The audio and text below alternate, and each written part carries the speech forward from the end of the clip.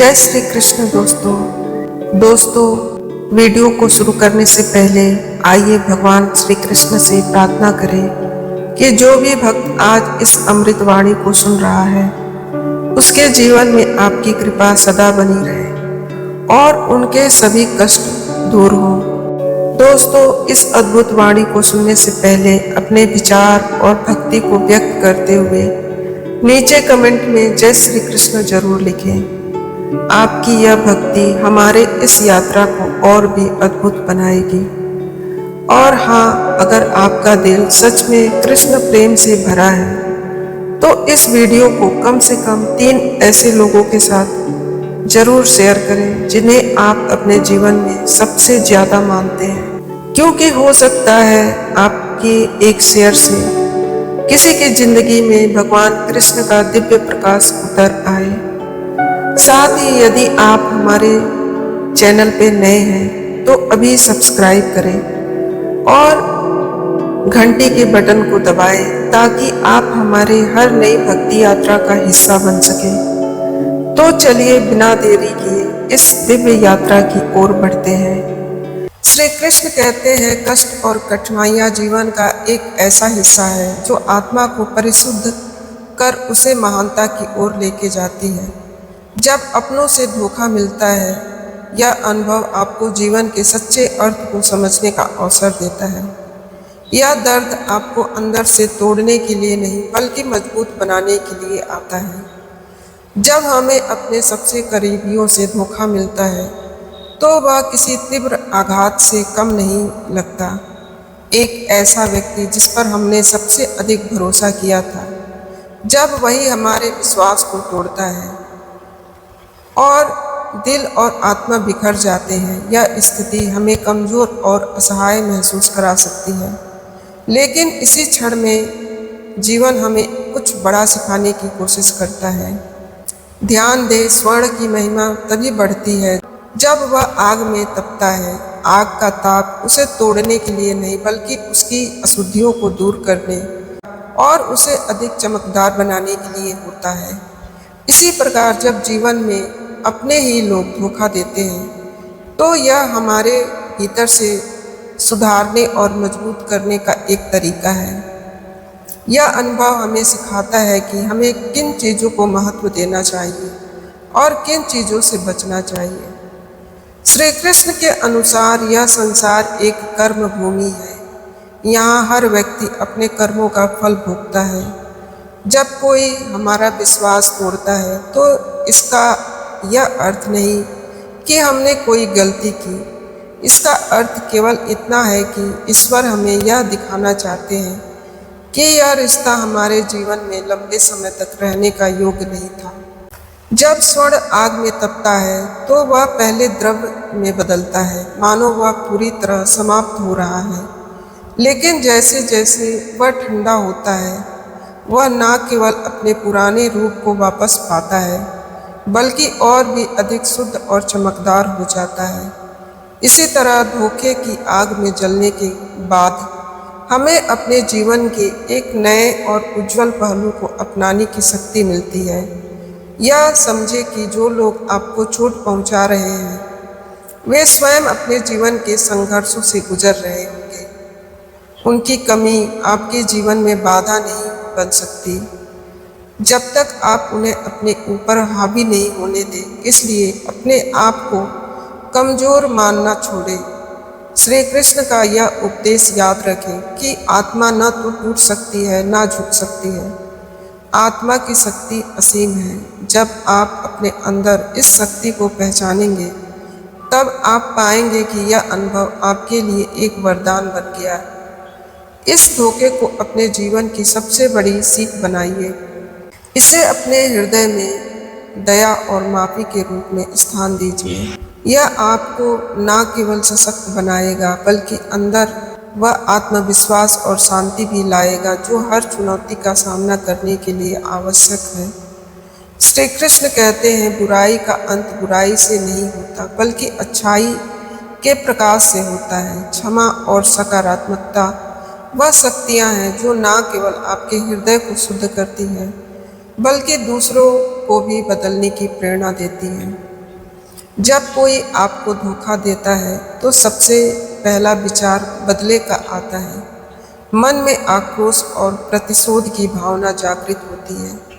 लेकिन यह समझना आवश्यक है कि बदले की भावना केवल आपकी शांति को भंग कर सकती है और आपको नकारात्मकता से भर देती है। श्रीमद् भगवत गीता में श्री कृष्ण हमें सिखाते हैं कि सच्चा योद्धा वही है जो अपने क्रोध और प्रतिशोध पर विजय प्राप्त कर लेता है। जब अर्जुन कुरुक्षेत्र में अपने संबंधियों के खिलाफ युद्ध करने से मना कर रहे थे, तब श्री कृष्ण ने उन्हें समझाया कि अपने कर्तव्य पर ध्यान केंद्रित करो, ना कि प्रतिशोध पर। इसी प्रकार अगर किसी ने आपको धोखा दिया है तो उनके कृत्य का जवाब अपने शांत और सकारात्मक व्यवहार से दें। ध्यान दें जैसे दीपक अंधकार में जलता है और अपने प्रकाश से अंधकार को समाप्त कर देता है, वैसे ही आपका सकारात्मक रवैया धोखा देने वाले व्यक्ति की नकारात्मकता को खत्म कर सकता है। बदले की आग में जलने से केवल आपका जीवन अशांत होता है, लेकिन शांत रहने से आप अपनी ऊर्जा को सही दिशा में उपयोग कर पाते हैं। श्री कृष्ण का यह उपदेश है कि जो जैसा कर्म करता है वैसा ही फल पाता है। जो आपको धोखा देता है वह अपने कर्मों का फल निश्चित रूप से भोगेगा। आपको उनके कर्मों का जवाब अपने कर्मों की महानता से देना है। मान लीजिए किसी ने आपके साथ विश्वासघात किया और आप क्रोध में उसे उसी तरीके से जवाब देना चाहते हैं। यदि आप भी वही करते हैं तो आप और वह व्यक्ति एक जैसे बन जाते हैं। लेकिन जब आप अपने भीतर की शांति को बनाए रखते हैं और अपने व्यवहार को सकारात्मक रखते हैं तो यह दिखाता है कि आप उस व्यक्ति से कहीं अधिक ऊपर हैं। एक बार एक संत से किसी ने पूछा कि बुराई का जवाब कैसे दिया जाए, तो उन्होंने कहा, अगर कोई तुम्हें गाली देता है और तुम उसे नहीं स्वीकारते तो वह गाली उसे ही वापस मिलती है। ठीक इसी प्रकार यदि कोई आपको धोखा देता है तो आप उसे अपनी प्रतिक्रिया से प्रोत्साहित करें। धोखा देने वाले के सामने शांत रहना और सकारात्मक दृष्टिकोण बनाए रखना सबसे बड़ा उत्तर है। यह आपके व्यक्तित्व की गहराई को दिखाता है और आपके भीतर आत्मबल को प्रकट करता है। श्री कृष्ण के अनुसार जो व्यक्ति बदले की भावना से ऊपर उठकर अच्छाई का मार्ग अपनाता है वह न केवल अपने जीवन को शांतिमय बनाता है बल्कि दूसरों के लिए प्रेरणा भी बनता है। आपके शांत और सकारात्मक व्यवहार से ही वे भी अपनी गलतियों को समझने के लिए मजबूर होगा। इसलिए यदि आपको धोखा मिला है तो उसे अपनी अच्छाई से समाप्त करें। शांत मन और सकारात्मकता के साथ जीवन में आगे बढ़ें, क्योंकि यही वह मार्ग है जो आपको सच्चे सुख और शांति की ओर लेके जाएगा। जीवन में जब भी हम मुश्किलों का सामना करते हैं तो हमें यह समझना चाहिए कि हर कठिनाई हमें कुछ नया सिखाती है। हम जितना अधिक संघर्ष करते हैं उतना ही अधिक मजबूत होते जाते हैं। याद रखो, जैसे एक मोती को चमकने के लिए रेत और दबाव की आवश्यकता होती है, वैसे ही हमारे जीवन के कठिन समय हमें निखारते हैं और हमें सफलता के रास्ते पर आगे बढ़ाते हैं। अगर जीवन में हर चीज़ आसान होती तो हम कभी कुछ नया नहीं सीख पाते। मुश्किलें हमारे अंदर की शक्ति और साहस को जागृत करती हैं। इसलिए जब भी दुखों से घबराओ, सोचो कि यह समय आपको और मजबूत बनाएगा और एक दिन जब आप पीछे मुड़कर देखेंगे तो यही वह पल होगा जिसे आप सबसे अधिक महत्वपूर्ण मानेंगे। जीवन का सबसे बड़ा सच यह है कि हर कठिनाई चाहे कितनी भी बड़ी हो, समय के साथ हल हो जाती है। जब हमें लगता है कि हम सब कुछ खो चुके हैं, तब हमें अपने अंदर की शक्ति को पहचानने का अवसर मिलता है। जीवन में हर अंधेरे के बाद प्रकाश है और हर ठोकर हमें आगे बढ़ने के लिए तैयार करती है। किसी भी स्थिति में अगर हम घबराए नहीं तो समझो कि हम मुश्किलों को पार कर रहे हैं। अगर तुम्हें लगता है कि रास्ता बंद हो गया है तो यह केवल तुम्हारी सोच का भ्रम है। असल में वह बंद रास्ता तुम्हारे लिए एक नया और बेहतर रास्ता खोलने के लिए भगवान द्वारा रुकवाया गया था। धैर्य और विश्वास के साथ हर बाधा को पार करना ही असली सफलता है। जब दुनिया में सभी लोग तुम्हें अकेला छोड़ दें, तब भगवान तुम्हारे साथ होता है। यह वह समय है जब तुम्हें महसूस करना चाहिए कि वह तुम्हारे सबसे बड़े साथी हैं। तुम्हारे दिल में जो बात होती है वह भगवान तक पहुंचती है। तुम्हारी हर चिंता, हर डर, हर परेशानी को वह जानते हैं और हमेशा तुम्हारे लिए रास्ता बनाते हैं। हर जीवन की कठिनाई एक परीक्षा है और यह हमें हमारी असली ताकत को पहचानने का मौका देती है। जब हम खुद पर विश्वास रखते हैं तो कोई भी समस्या हमें तोड़ नहीं सकती। हमें यह समझना चाहिए कि कठिनाइयाँ केवल हमारे आत्मविश्वास को और अधिक बढ़ाती है और हमें एक नई दिशा दिखाती है। दुख केवल एक आंतरिक यात्रा का हिस्सा है जो हमें अपने असली शक्ति को पहचानने का अवसर देती है। जब तक हम अंदर से खुद को नहीं पहचान पाते, तब तक बाहर की दुनिया की कोई भी समस्या हमें परेशान नहीं कर सकती। इसलिए हर दुख को एक अवसर के रूप में देखो और इसे सहन कर अपने भीतर की ताकत को पहचानने का प्रयास करो। जीवन में अक्सर हमें लगता है कि हम अकेले हैं और दुनिया ने हमें समझा नहीं, लेकिन असल में यह अकेलापन हमें अपने भीतर की आवाज़ सुनने का समय देता है। भगवान हमेशा हमारे साथ हैं और जब हम उन्हें अपने दिल से पुकारते हैं तो वह हमारे रास्ते को सही दिशा में बदलने के लिए हमेशा तैयार रहते हैं। जिन रास्तों पर हमें कठिनाइयाँ मिलती हैं, वही रास्ते हमें सच्ची शक्ति और समझ देते हैं। हमारी मेहनत और संघर्ष ही हमें अपने जीवन के उच्चतम लक्ष्य तक पहुँचने में मदद करते हैं। इसलिए जब भी जीवन में कठिनाई आए, उसे एक नए अवसर के रूप में देखो जो तुम्हें और बेहतर बना सके। जीवन का सबसे बड़ा गहरा सच यह है कि हर चुनौती और हर दर्द हमारे भीतर की शक्ति को जगाता है। यह हमें सिखाता है कि कैसे हम खुद को और दूसरों को सच्चे अर्थ में समझ सकते हैं। इसलिए हर कठिनाई को एक शिक्षक की तरह समझो जो हमें सच्ची सफलता की दिशा में मार्गदर्शन करता है। अगर तुमने कभी जीवन में महसूस किया कि सब कुछ तुम्हारे खिलाफ हो रहा है, तो याद रखो कि हर असफलता के बाद सफलता का द्वार आता है। यह समय तुम्हारे अंदर छुपी हुई ताकत को बाहर लाने का है। मुश्किलें तुम्हें गिराने नहीं, बल्कि तुम्हें और मजबूती से खड़ा करने के लिए आती है। जीवन में कठिनाई को देखो नहीं, बल्कि उसे पार करो। हर मुश्किल के बाद एक नया अवसर तुम्हारा इंतजार करता है और जब तुम उस अवसर तक पहुंचते हो तो तुम्हारी पूरी यात्रा को देखकर तुम गर्व महसूस करते हो, क्योंकि तुमने दुखों से ही अपनी सबसे बड़ी ताकत पाई होती है।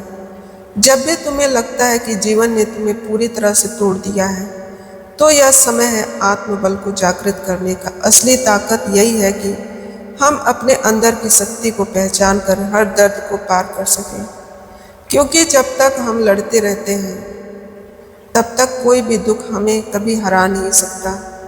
जीवन में हर दुख एक नई शुरुआत की ओर इशारा करता है। जो हम खोते हैं वह हमेशा किसी और चीज़ के लिए रास्ता बनाता है।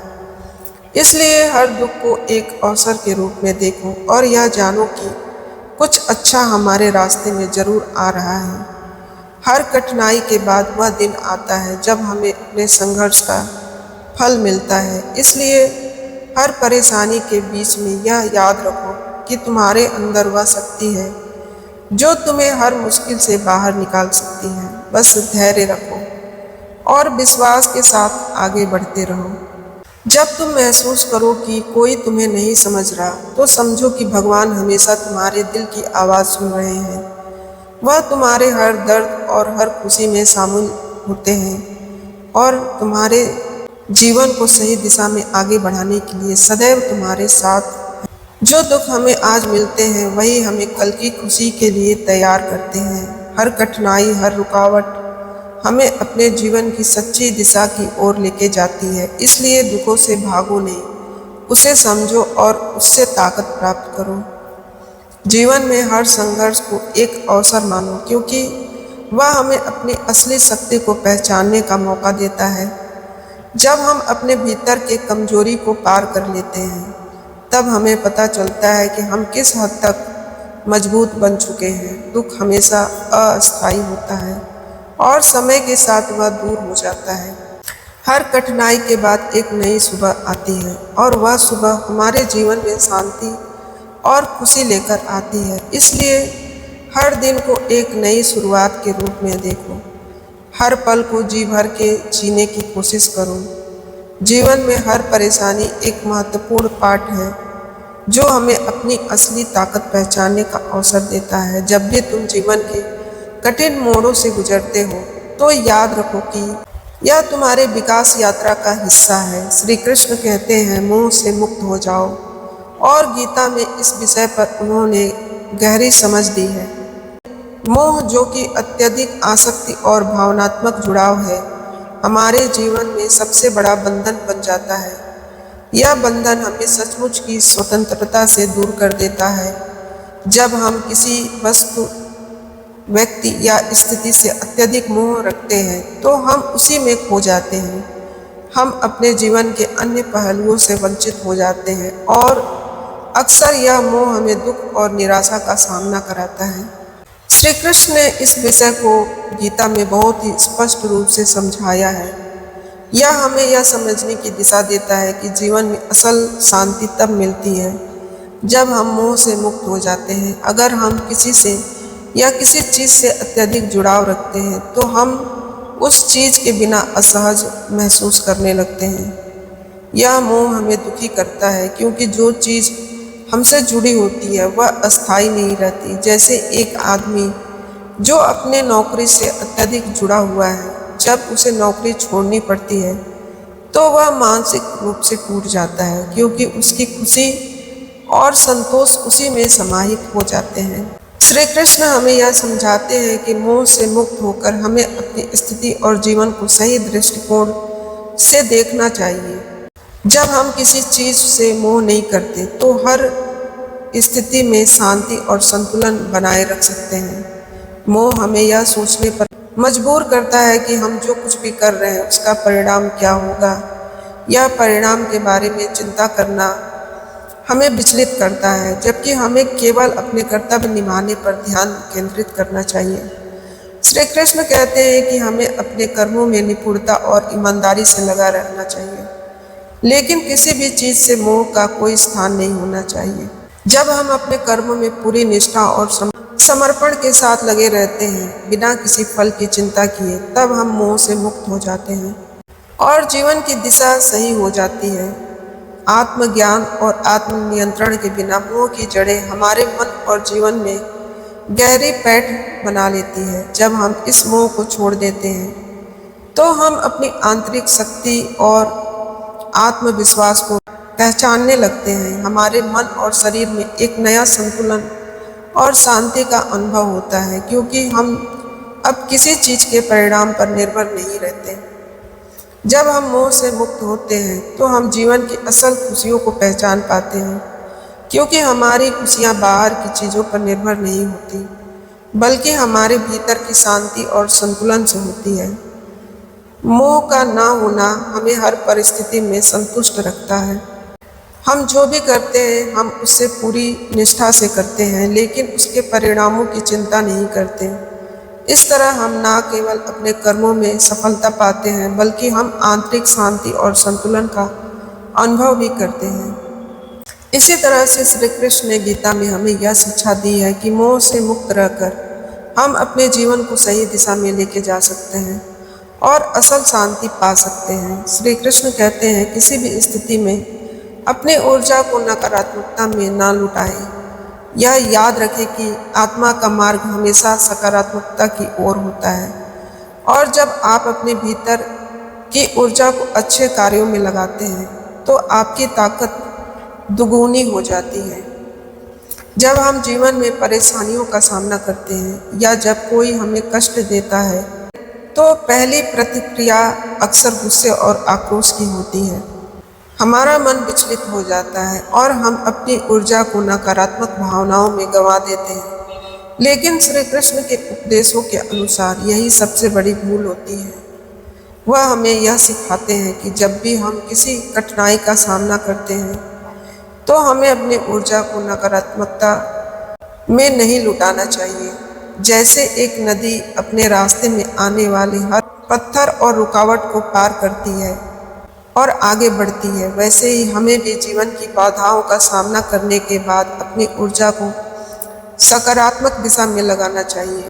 मान लीजिए किसी ने आपको दुखी किया और आप उस पर गुस्सा में आकर उसे जवाब देने का सोचने लगते हैं। इस समय आप अपनी शक्ति को इस नकारात्मकता में लगा रहे होते हैं जो अंततः आपको और दुखी करता है। यही आक्रोश आपकी शांति को नष्ट कर देता है और जीवन को और जटिल बना देता है। लेकिन यदि आप अपनी ऊर्जा को अपनी आत्म विकास में लगाते हैं तो न केवल आपकी स्थिति सुधरेगी बल्कि आपकी ताकत भी बढ़ेगी। एक नदी के बारे में सोचें, जब वह किसी बड़े पत्थर से टकराती है तो वह उसे पार कर जाती है, कभी पत्थर को तोड़कर कभी उसे घिसते हुए, लेकिन वह कभी नहीं रुकती। यही जीवन का सबसे बड़ा संदेश है। श्री कृष्ण के अनुसार आत्मा का काम यही है कि वह हर परिस्थिति को पार कर एक स्थिर और शांत रूप में स्थापित हो। जब आप अपनी ऊर्जा को आक्रोश या नकारात्मकता में बर्बाद करने के बजाय आत्म सुधार सीखने और अपने लक्ष्य की ओर बढ़ने में लगाते हो तो आप उसी नदी की तरह कठिनाइयों को पार करते हुए आगे बढ़ते हैं। दूसरी ओर जब आप अपनी ऊर्जा को बर्बाद करने के बजाय उसे अपने भीतर की ताकत को समझने और उसे नया रूप में देने लगते हैं तो आपको एक नई शक्ति का अनुभव होता है। जैसे नदी के प्रवाह में शक्ति होती है, वैसे ही जीवन के कठिन क्षणों में भी यदि हम अपनी ऊर्जा को सही दिशा में लगाते हैं तो वह हमें शक्ति प्रदान करती है। इसलिए श्री कृष्ण का यह उपदेश हमें याद दिलाता है कि नकारात्मक भावनाओं में अपनी ऊर्जा न लगाएं, बल्कि उसे अपनी आत्मा की शक्ति को बढ़ाने और अपने जीवन को बेहतर बनाने में लगाएं। जीवन में आए हर रुकावट और कठिनाई को एक अवसर समझें जिससे आप और भी बेहतर व्यक्ति बन सकें। श्री कृष्ण कहते हैं, जो क्षमा करने की शक्ति रखता है वह सच्ची शांति का अनुभव करता है। लेकिन यह भी आवश्यक है कि हम अनुभव से सीखें ताकि भविष्य में हम सच्चाई से भटके नहीं। जब किसी ने हमें धोखा दिया होता है तो यह स्थिति हमारे भीतर दर्द और आक्रोश का जन्म देती है। हमें लगता है कि कैसे हमने इतना भरोसा किया और उस पर विश्वास करके वह हमें धोखा दे गया। इस समय मन में यही विचार आता है कि क्या हमें इसे माफ कर देना चाहिए, क्या हमें इस घटना को भुला देना चाहिए। श्री कृष्ण का उपदेश है कि क्षमा करना हृदय को हल्का करता है, लेकिन इसका मतलब यह नहीं कि हम वह अनुभव भूल जाए। श्री कृष्ण ने हमेशा सिखाया है कि हमें अपनी आत्मा को शुद्ध और शांत रखने के लिए क्षमा का मार्ग अपनाना चाहिए। जब हम किसी से नाराज होते हैं या किसी के द्वारा धोखा दिए जाते हैं तो यह हमारे दिल में गुस्से और नफरत का बीजारोपण करता है। लेकिन जब हम उसे माफ कर देते हैं तो यह हमारी आत्मा को शांति और संतोष की ओर लेके जाता है। क्षमा करने से हम न केवल अपने सामने वाले को मुक्त करते हैं बल्कि खुद को भी मानसिक और भावनात्मक स्वतंत्रता प्रदान करते हैं। लेकिन श्री कृष्ण यह भी कहते हैं, क्षमा का मतलब यह नहीं कि हम भूल जाएं कि क्या हुआ था। जैसे एक आदमी चोट खाता है और उसका घाव ठीक हो जाता है, लेकिन वह उस स्थान को छूने से बचता है क्योंकि उसने अनुभव किया है कि वहाँ चोट लगी थी। ठीक वैसे ही हमें उस अनुभव को अपने मन में रखना चाहिए ताकि हम भविष्य में ऐसे धोखों से बच सकें। यह समझना बहुत ज़रूरी है कि क्षमा करने का मतलब यह नहीं कि हम भविष्य में फिर से वही गलती होने दें। हमें अपनी आंखों और दिल को खोलकर उस धोखे से सीखी हुई बातों को ध्यान में रखना चाहिए। यह हमें सतर्क करता है और हमें किसी भी तरह की धोखाधड़ी से बचने का अवसर देता है। उदाहरण के रूप में मान लीजिए आपने किसी पर विश्वास किया और उसने आपको धोखा दिया। अब आप माफ़ कर देते हैं, लेकिन भविष्य में आपको यह ध्यान रखना चाहिए कि जब भी आप किसी पर विश्वास करें तो यह समझें कि हर व्यक्ति का व्यवहार अलग हो सकता है। यह अनुभव आपको और भी सतर्क बनाएगा और आपको यह सिखाएगा कि अपने विश्वास को किस तरह से सही जगह पर रखना है। इसलिए श्री कृष्ण का यह उपदेश हमें यह सिखाता है कि क्षमा हमारे दिल को हल्का करती है, लेकिन हमें अपने अनुभवों को नहीं भूलना चाहिए। यह अनुभव हमें भविष्य में सतर्क रखने की ताकत देता है ताकि हम अपनी शांति और सुख को बनाए रख सकें। समय के साथ हर दुख समाप्त हो जाता है और खुशी का स्थान ले लेता है। हमेशा यह सोच कि आपके जीवन में जो भी कठिनाई आई है वह एक अवसर है। एक किसान जैसे बीज बोता है और उसे पानी देता है, वैसे ही हमें अपनी कठिनाइयों को सहेज कर, उन्हें समझ कर अपने अंदर के अच्छे गुणों को उभारने का अवसर मिलता है। हमारी समस्याएं हमारी ताकत बन सकती हैं अगर हम उनका सही तरीके से सामना करें। जब भी जीवन में कठिन समय आए तो यह सोचे कि यह समय हमें एक नया अनुभव दे रहा है। जैसे एक कड़ी परीक्षा के बाद विद्यार्थी को उसकी मेहनत का फल मिलता है, वैसे ही जीवन में भी कठिनाइयां हमें हमारे उद्देश्य तक पहुंचने में मदद करती है। हमें बस सही दृष्टिकोण और धैर्य से काम करना होता है। हम में से अधिकांश लोग अपने जीवन में संघर्षों से डरते हैं, लेकिन यह समझना जरूरी है कि संघर्ष ही हमें परिपक्व बनाते हैं। जैसे मोती के अंदर एक कीड़ा होता है जो उसे आकार देता है, वैसे ही जीवन में आने वाली समस्याएं हमें मजबूती देती हैं। हमें उनका सामना साहस से करना चाहिए, क्योंकि हर कठिनाई के बाद एक नई शुरुआत होती है। जो समय हमें कठिनाई की तरह लगता है, वही समय हमें जीवन में असली उद्देश्य से परिचित कराता है। जब हम अपनी समस्याओं को सही दृष्टिकोण से देखते हैं तो हमें उनका हल दिखने लगता है। हर परेशानी के बाद एक नई उम्मीद की किरण हमें रास्ता दिखाती है, अगर हम उसे पहचानने की कोशिश करें। कभी कभी हम मानते हैं कि हम अकेले हैं और कोई हमें समझ नहीं सकता, लेकिन सच यह है कि भगवान हमारे साथ हैं और हमें केवल अपने दिल से उसकी आवाज़ सुननी होती है। वे हमें अपने अंदर की ताकत और साहस का एहसास कराते हैं। हमें यह महसूस करना चाहिए कि हम कभी अकेले नहीं होते। भगवान हमेशा हमारे साथ होते हैं। जब हमें लगता है कि हमारे पास कुछ भी नहीं बचा, तब हमें यह समझना चाहिए कि भगवान हमें यही वक्त देते हैं ताकि हम खुद को पहचान सकें। यह समय हमें यह एहसास कराता है कि सच्ची ताकत हमारे भीतर होती है और यह हमें कभी नहीं छोड़ती। अगर हम इसे पहचान लें तो हम किसी भी समस्या का सामना कर सकते हैं। जब भी जीवन में कोई समस्या आए तो समझे कि यह केवल एक अस्थायी स्थिति है। जैसे दिन के बाद रात आती है, वैसे ही हर समस्या के बाद सुख की शुरुआत होती है। हमें धैर्य रखना चाहिए और विश्वास रखना चाहिए कि यह समय भी बीत जाएगा और हमें एक नई ऊर्जा मिलकर जीवन को आगे बढ़ाने का अवसर मिलेगा।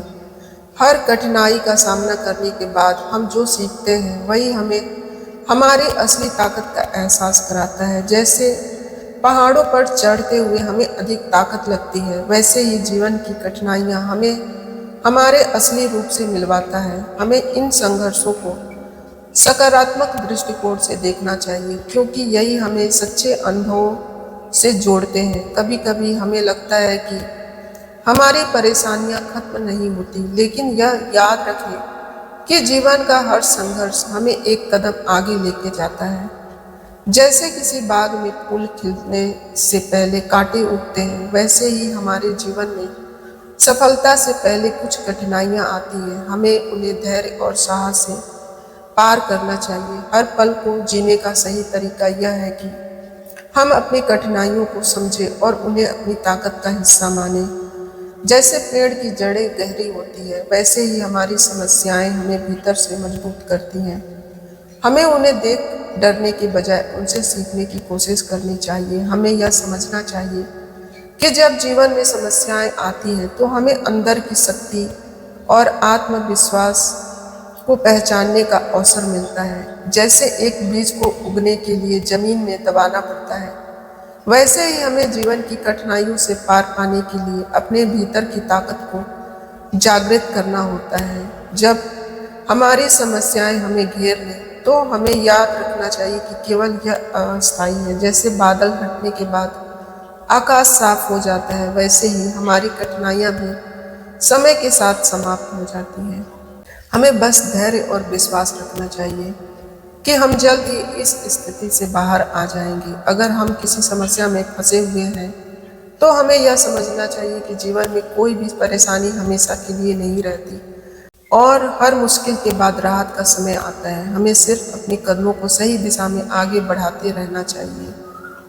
तो दोस्तों, आज के लिए बस इतना ही। अगर आपको यह वीडियो अच्छा लगे तो हमारे चैनल को सब्सक्राइब करना ना भूलें और इसे ज़्यादा से ज़्यादा शेयर और लाइक करें। जय श्री कृष्ण, जय श्री राम। धन्यवाद।